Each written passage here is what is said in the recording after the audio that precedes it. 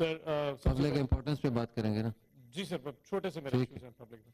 سر سب سے پہلے I'll start with the same request جو میں نے پچھلی بار کی تھی سر, that is Senator اعجاز چودھری کے پروڈکشن آرڈر کے حوالے سے.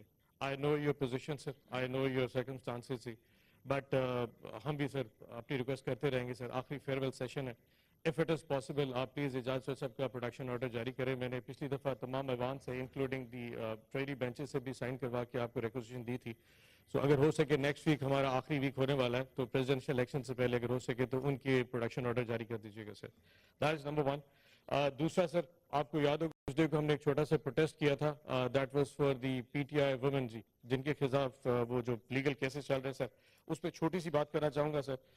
سر عالیہ حمزہ اور doctor Yasmin has been like my mother and my sister جی throughout my whole political career in P T I. 14 سال پہلے تو میں نے ان دونوں کے ساتھ پارٹی میں آغاز کیا تھا. Doctor Yasmin is a cancer survivor, 74 year old خاتون ہے سر, اور پچھلے 9 یا 10 مہینے سے سر وہ جیل میں ہے. میں سوچتا ویسے یہ ہوں, عالیہ حمزہ ہے, پھر صنم جاوید ہے, عائشہ بھٹا, یہ چاروں خواتین ہیں سر, ہماری بہنیں بیٹیاں اور ہماری ماؤں کی جگہ پہ ہیں سر. ساری پاکستان میں سر عورت مارچ ہوتے رہے گا, خواتین کے حوالے سے بات ہوتی ہے. ان 4 خواتین پہ جب کبھی ظلم ہوا پاکستان میں جتنی خواتین کی تنظیم ہے سر, کبھی نہیں ان کے حوالے سے بات آواز بلند نہیں کی سر. تو آئی ایم شیور کہ اس اگست عوام میں سر کم از کم یہ بازگشت ہونی چاہیے کہ پاکستان ایسا معاشرہ ہے جہاں وزاداری کی مثال دی جاتی ہے. یہ خواتین ایسی ہیں سر جن کے ساتھ پچھلے 9 مہینے سے جو کچھ ہو رہا ہے ساری دنیا سر, ساری پاکستانی قوم دیکھ رہی ہے. آئی ایم شیور کہ اس عوام کو چاہیے کم از کم ایک ایسی آواز ہو کہ سر ہمیں ان کو انصاف دیا جا سکے. میں اس پہ بھی پروٹیسٹ کرتا ہوں. اور ایک آخری چیز, صرف آخری چیز سر, ایک شخص یہاں پہ بیٹھتا تھا سر, اس کا نام شبلی فراز تھا. پچھلے 9 مہینے سے شبلی فراز اس سینٹ میں نہیں آیا. افسوس یہ ہے کہ میرے کسی دوست نے چاہے ٹریڈی بینچز یا ہماری بینچز میں آج تک شبلی فراز کا نہیں پوچھا کہ شبلی فراز کہاں مفرور ہو چکا ہے. He is a fugitive on the run. میں آپ کو اس کا سوال کا جواب دیتا ہوں. He is a fugitive on the run but a political one. وہ ایک سیاسی مفرور کے طور پر اس تک 9 مہینے سے عوام میں نہیں آ رہا. افسوس یہ ہے کہ آج تک نہ اس عوام میں نہ پورے پاکستان میں کسی نے پوچھا کہ احمد فراز شاعر کا بیٹا جس نے اس وقت بھٹو کے خلاف آواز بلند کی تھی آج اس ایوان میں کیوں نہیں آتا. کیونکہ وہ ایک پرنسپل پہ کھڑا ہے, وہ اپنے لیڈر کے ساتھ کھڑا ہے. اس کی سزا یہ ہے کہ نہ وہ ایوان میں آ سکتا ہے, وہ چھپ کے. تو میں ریکویسٹ یہ کروں گا اپنے پی ٹی آئی کے دوستوں سے, اگر ٹریڈی کے بینچز سمجھیں تو ہم 30 سیکنڈ کے لیے سر شبلی فراز صاحب کے لیے سٹینڈنگ اویشن دینا چاہیں گے with thumping of the desk سر, اگر آپ سمجھتے ہیں یہ ہو جائے. جی سینیٹر محمد ہمایون صاحب. سر یہ شبلی فراز صاحب کے لیے سر. سینیٹر محمد ہمایون صاحب. Thank you. Sir thank you sir. Sir جی سر میں آنریبل سینیٹر سعدیہ عباسی صاحبہ نے بات کی ہے اور آئی ایم ایف کا ایشو اٹھایا ہے. سر میں تھوڑا سی بات کروں گا اس پرسپیکٹو میں کہ یہ لیٹر کیوں لکھا گیا اور اس کا کانسیپٹ کیا تھا. سر ایسا تھا کہ 2023 کے جون میں آئی ایم ایف نے عمران خان سے ملنے کا کہا. ان کے بورڈ آف ڈائریکٹرز نے کہا کہ ہم یہ جو بیل آؤٹ پیکج دے رہے ہیں وہ ہم صرف تب دیں گے جب ہمیں عمران خان گارنٹی دے گا. انہوں نے یہ نہیں کہا, انہوں نے آئی ایم ایف نے یہ نہیں کہا کہ جب یہ پاکستان ڈسٹرکشن موومنٹ کی گورنمنٹ ہمیں گارنٹی دے گی. انہوں نے عمران خان کا کہا اور انہوں نے جون جولائی میں ان سے ملاقات کی زمان پاک میں. جب انہوں نے زمان پاک میں ملاقات کی تو عمران خان نے ان سے پوچھا یہ پیکج ہے کیا, اور انہوں نے کہا کہ جی اگر یہ نہیں دیں گے تو پاکستان ڈیفالٹ کر جائے گا. سر اگر عمران خان اس ملک کے ساتھ سنسیئر نہ ہوتا اور وہ ان لوگوں میں سے ہوتا ہے جو باقی لوگ جو ملک سے بھاگ جاتے ہیں تو وہ کہہ دیتا کہ یار میں تو آپ سے کوئی گارنٹی نہیں دے سکتا, میں تو اپنی گارنٹی نہیں دے رہا ہوں, میں آپ کو کیا دے سکتا ہوں. ہم سب یہ کر سکتے تھے. انہوں نے نہیں کیا, انہوں نے کہا کہ دے دو لیکن ہے کیا. آئی ایم ایف نے کہا یہ 3 ٹرانچز میں ہم ان کے ریلیز کریں گے. Tranche number 1 Pakistan destruction movement کو ہم پیسے دیں گے.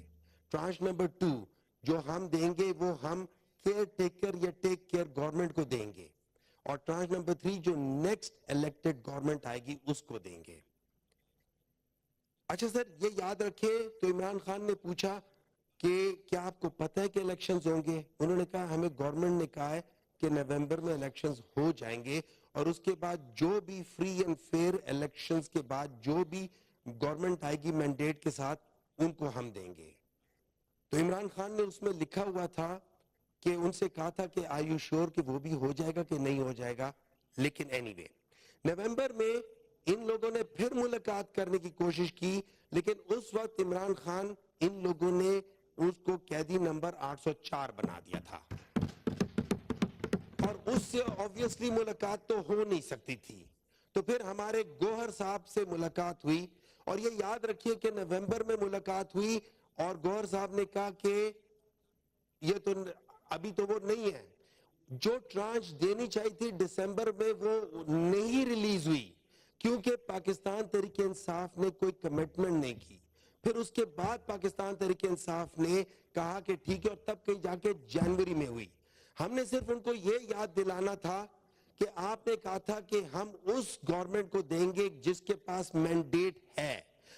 یہ گورنمنٹ جو ہے یہ مینڈیٹ چوری کرنے والی گورنمنٹ ہے, اور یہ میں نہیں کہہ رہا, یہ سینیٹر سعدیہ عباسی صاحب کے بھائی شاہد خاقان عباسی صاحب کہہ رہے ہیں.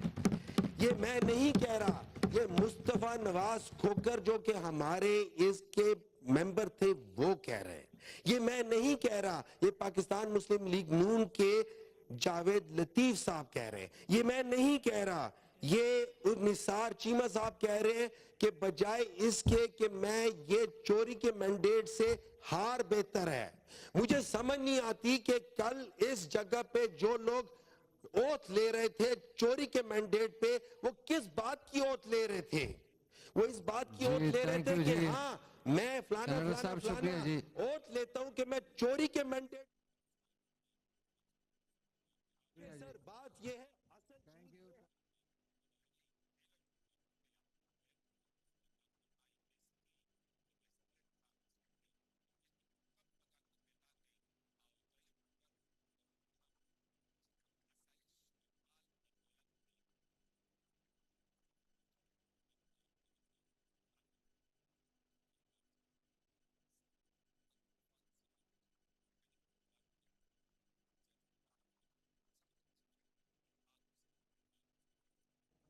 جناب اعلیٰ, جی اس کے بعد میں دیتا ہوں آپ کو. جناب اعلیٰ, جی دنیش کمار صاحب, جی پلیز. جی دنیش کمار صاحب جی پلیز. جی سر, میں ایوان کی توجہ دلانا چاہتا ہوں, آپ کی بھی توجہ دلانا چاہتا ہوں. گزشتہ 3 دن سے گوادر شہر عملی طور پر سمندر کا منظر پیش کر رہا ہے. اس بارشوں کی وجہ سے وہاں پر اتنی بارش ہوئی ہے کہ ریکارڈ ساز بارش ہوئی ہے, اور وہاں کے لوگوں کو سخت تکالیف کا سامنا ہے. مگر ہم یہاں پر بیٹھے ہوئے کھیل رہے ہیں کہ جی فلاں آج حلف اٹھا رہا ہے, فلاں گورنمنٹ. جی ہاؤس میں اس پہ بات ہو چکی ہے دنیش صاحب سے پہلے. سر ہو چکی ہے, میں اپنا میں نے این ڈی ایم اے اور پی ڈی ایم اے کو کہہ دیا ہے کہ وہاں پہ انتظامات ٹھیک کرے. ساتھ میں ایک اور آپ کو بات بتاؤں, اسی کوسٹل ہائی وے پر ہمارا سب سے قدیم مندر ہے جسے ہنگلاج ماتا کہا جاتا ہے. وہاں پر بھی جو آنے جانے کے راستے بند ہو گئے. سر اس ہنگلاج ماتا مندر کی میں اس کا چھوٹا سا خادم ہوں, مگر میں آپ کو بتاؤں اس مندر کی بہت بڑی اہمیت ہے, مسلمانوں کے لیے بھی اہمیت ہے. وہ اس لیے کہ اسی ایریے میں اہل بیت نے آ کر پناہ لی تھی جب اس پر مشکل ٹائم آیا تھا, اور ہمیں فخر ہے کہ ہم نے اہل بیت کا ساتھ دیا تھا, ہم مولا ہی ہم نے اہل بیت کا ساتھ دیا تھا. اور میں چاہتا ہوں کہ اس پر آپ رولنگ دیں کہ جلد از جلد وہاں راستہ کھولا جائے تاکہ وہ کربلا والا منظر پیش نہ ہو, جو کربلا میں ظلم ہوا تھا وہاں ظلم نہ ہو. جی سینیٹر پلور شاہ جی. چیئرمین صاحب, میں آپ کی توجہ اور ایوان کی توجہ مبذول کرانا چاہوں گی. جو غزہ میں کل ایک میسیکر ہوا ہے, ظلم و ستم کی داستانیں وہاں رقم ہوئی ہیں. ایک فیک طریقے سے وہاں امداد کی تقسیم کا انتظام کیا گیا جس کی ذمہ داری اب کوئی انٹرنیشنل آرگنائزیشن نہیں لے رہی. اور جب بھوکے بلبلاتے ہوئے پیاسے لوگ وہاں گندم کی ایک بوری لینے پہنچے تو ان پر جو ہے حملہ کر دیا گیا, اور اسرائیلی فوج نے ان کو گولیوں سے بھون ڈالا, جس کے نتیجے میں کئی سو فلسطینی شہید ہوئے. اب رمضان کی آمد ہے, مجھے سمجھ نہیں آتی کہ باقیوں کو ہم کیا کہیں. ہمارے یہاں سے کوئی آواز نہیں اٹھتی. جرمنی میں کل لاکھوں کا مجمع سڑک پہ تھا, یہاں کیا سب کے ضمیر مرے ہوئے ہیں؟ کوئی ایک بندہ سڑک پہ نہیں آیا.